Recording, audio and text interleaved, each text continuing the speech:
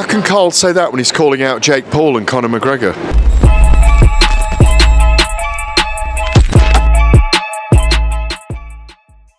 This is Jonathan Agarfield for Pro Boxing Fans, joined by Gareth A Davies. Gareth, we've concluded the rematch press conference. Joyce seeks revenge on Saturday night. Heard a bit of your Mandarin to Zhilei Zhang.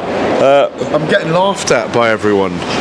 I'm getting laughed at. You're asking me to speak Mandarin. The local girl's having a laugh at me. Very famous person right here that I'm interviewing. Yeah. No, the worst thing, have you heard that rain on the ceiling? Crazy. It's more than crazy. Scary.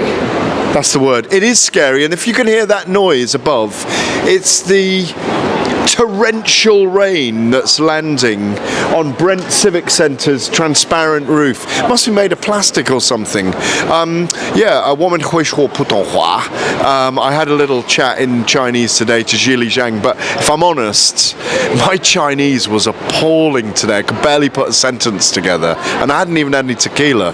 So, no, but I used to speak really decent Chinese. I've told a few people, as people know. Well, they don't know, but obviously I'm screaming Chinese to Zhang. So yeah, it's always nice to see him. I really like the fella. He's got a little bit of a screw loose. Have you noticed He's that? an interesting one, because Really? he's very confident, but he's not brash about it. Did you not see what he did to Joe Joyce the last time? You've seen the size of Joe Joyce and what he's done to Daniel Dubois and Joseph Parker. And Zhilei Zhang, I don't even think lost to Flip Hrgovic in Saudi Arabia. I think he won that fight. So I think he's undefeated, and he can stake a claim to being the number 4 or number 5 in the world. Does Zhilei Zhang have a chance against Anthony Joshua? Absolutely, yeah. So if you make that argument, you could even say he might be number 4 in the world. You know, if you've got Fury, Wilder, Usyk, or Fury, Usyk, Wilder, Joshua's round there about 4. So, you know, he's got the right to be confident. No, I know what he's like. He's got a sense of humour about him as well, hasn't he? He made it clear in that press conference he's coming to end Joe Joyce's career, which I think everyone was a bit like, hang on a minute, we just thought it was just just a fight, but he seems up for it. What's Joe Joyce? What are you taking from him from this fight? Well, Zhilei Zhang, look what Zhilei Zhang has done in 6 rounds against Joe Joyce. He ended Joe Joyce that night by closing his eye. He hit him with 80-odd power punches, didn't he?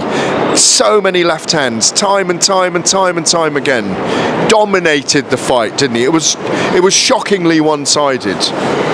We don't know if he's got Joe Joyce's number or if Joe Joyce had a very bad night. I hope it's the latter. I love Zhang, but I think I'd love Joyce to win for British fans and for the furtherment of our process here and the matchups that can be made and all those things that go with it.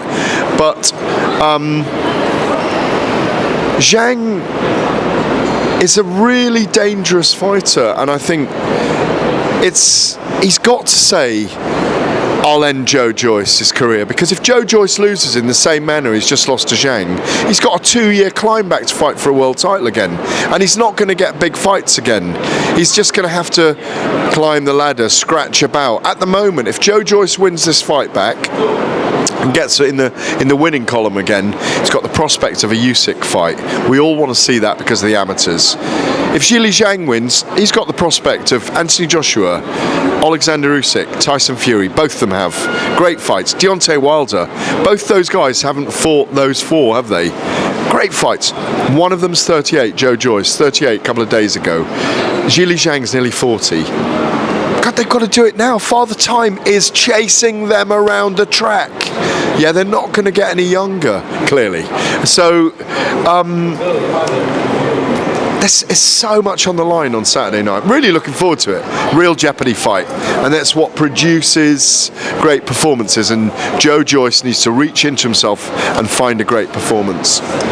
Anthony Ardi's on the undercard. It doesn't look like he's going to fight anyone of huge note. Well, we don't even know who's going to fight at the moment, do we? Or have they announced it now? I haven't seen anything at the time of recording. He's out, isn't he? Yeah. But is it, should he be fighting sort of someone we do know after fighting a guy like Batobiev, or is he warranted a more easier touch? talk to the promoter about that. I mean, I'm not going to argue with what the promoter's doing. They're doing what they're doing. He had a very hard, very amazing fight right here, of course, in January, where we all were at the Drum for the press conferences, sitting down here doing interviews afterwards. No, I mean, it's not going to be a world beater now on Saturday night. Ricky Summers is out, isn't he? And I think Yard would have tried to bully him a little bit. He's a very strong, powerful boxer. I want to see him in against a Boatsi or Dan Aziz, the winner of that. I want to see him in with a Bivol. I want to see him in with Beterbiev again even.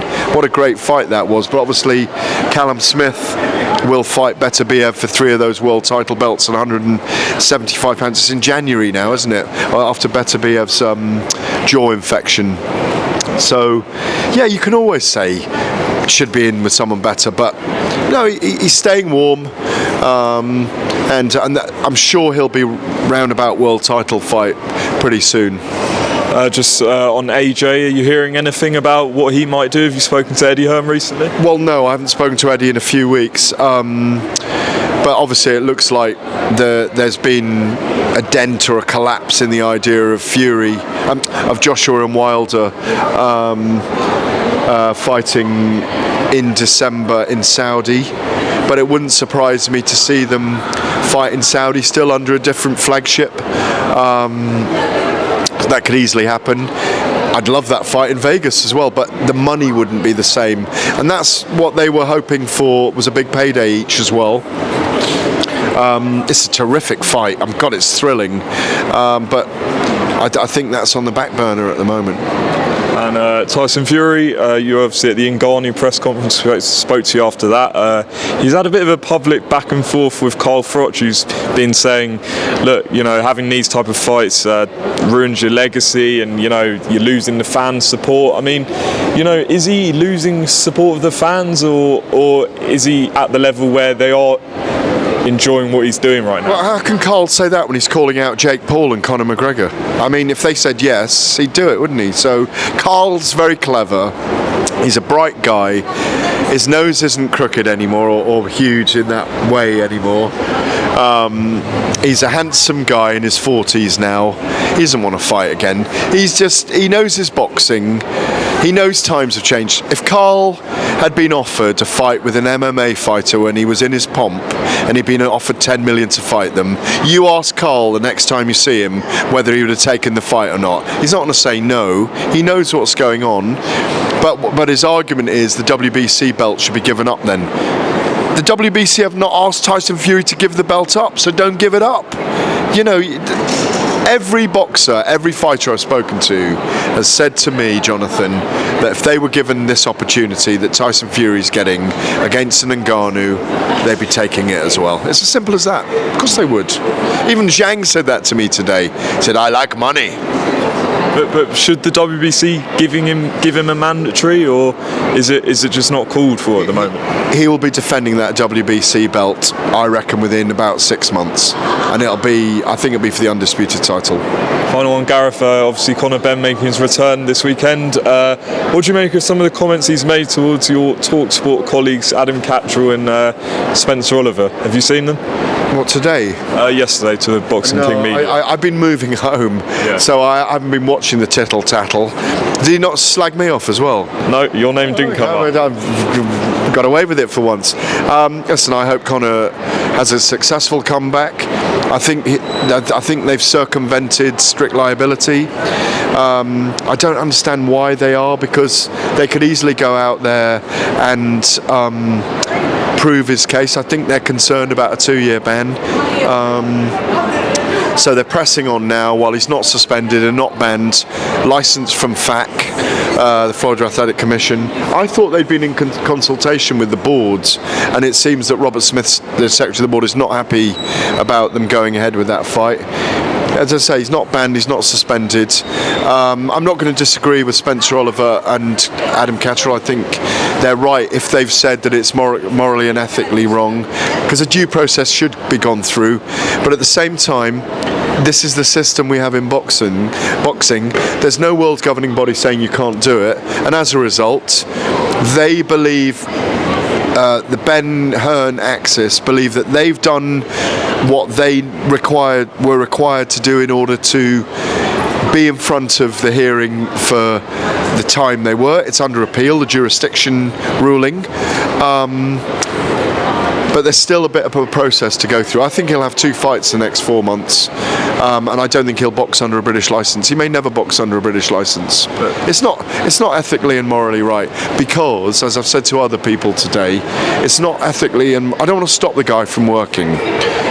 The only reason it's ethically and morally not right is that boxing is it's a visceral, brutal, incredibly thrilling sport, but it's very dangerous. It's inherently dangerous, and that's why when there are substances in your system that are performance enhancing, when they're found in your system, we need a blanket testing system that says you can't step into a ring when you've had that in your system. If you prove that those metabolites are food, as the doctor who's spoken to me as well, who he's used, Conor and his team have used, say they are definitely consistent with food and not with a pill, not a chemical pill, then go and do it. And just say, you can't stop me fighting if that is proven medically, and fight your case then and say, no, you can't ban me because it came from eggs, or it came from the consumption of something, eggs that has clomiphene in it. Because they don't have a case then. So go and do it. Go and do the due process. They can't ban you at all, in my view. You could take the case to the nth degree and say, there is the actual evidence, so you cannot ban me for 2 years based on that. And take that to court. Just literally the final one. Just what he literally? Because I want you to get out of here and get your food and sort your Wi-Fi out. Anyway, I beg your pardon. You've got Wi-Fi to sort out, don't you? I've got a wife to sort. Wi-Fi. Wi-Fi. Don't get me in trouble here, Gareth. I thought you said you got a wife to sort out. I was going to say no, because I'm divorced, but we're leaving that in. I've got my Wi-Fi to sort out. You do. Listen, just on what Conor Benn was saying, he feels that he's been treated differently to other fighters who have also failed drug tests. They haven't had as much, backlash as he had. Does he have a point? Yeah, maybe in some ways, but it's a different case. Every case is different. It's become a bigger story than just Conor Benn. But he said the board have had it in for him the whole time. I'm not sure they have. I know he's even said that to me. He really feels that they have had it in for him. I don't see that. I think it's been a very complex case, a very complex issue. It's been long drawn out. My jaw's aching talking about it. It's boxing. It's boxing. Gareth, I appreciate your time. I don't think he's been treated differently, And look, he still hasn't. He's not banned. He's not suspended. He still hasn't done due process, and he's fighting. So I think he's done all right. Leave it there, Gareth. Appreciate your time, and hopefully catch up soon. Pleasure, Jonathan.